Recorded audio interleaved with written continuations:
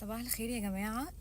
قبل أي حاجة الفيديو ده للفلاحين اللي زيي، اللي لسه بيتخضوا لما بيشوفوا راجل ما عندوش نخوة.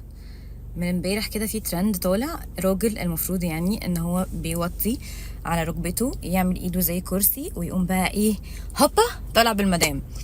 فأنا شفت كذا حد عامله، وناس منهم اعرفها وناس لأ. بس أنا عايزة أفهم هو امتى حصل كده يعني. احنا كبنات ناقصات عقل ودين، حاجة معروفة. ممكن تبقى البنت شافت الترند شبتت، بس انت كرجل قوام وعندك نخوة بتقبل تعمل الهبل ده ازاي؟ يعني بتروح الشغل تاني يوم كده تواجه العالم والناس ويشوفوا الفيديو اللي بقى فايرل، وانت لا مؤاخذة عامل ايدك كرسي و... بقى ومش عارف تشيلني والحاجات دي، اللي هو ازاي يعني؟ يعني بنعمل ترندز واللذاذه حلوه والهزار حلو، بس في حاجات ما ينفعش تبقى publicly، يعني اعملوها مع بعض يا سيدي اخركم وسط اصحابكم وقرايبكم. بس ليه انا يعني؟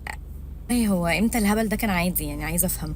وبعدين بقى يعني عينينا ابتدت تقلف الحاجات دي، يعني خلاص كل ما هفتح السوشيال ميديا اشوف الكلام ده انا هبقى شايفه ان ده عادي. الناس اللي اصغر مننا هيبقوا شايفين ان ده عادي يعني. ده مش عادي، ده مش عادي اصلا.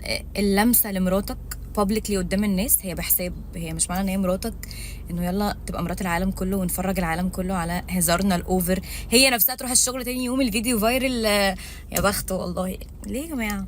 ليه يا جماعه؟ بطلوا قرف بقى، الله يهديكوا بجد والله العظيم، الله يهديكوا. هنروح في داهيه.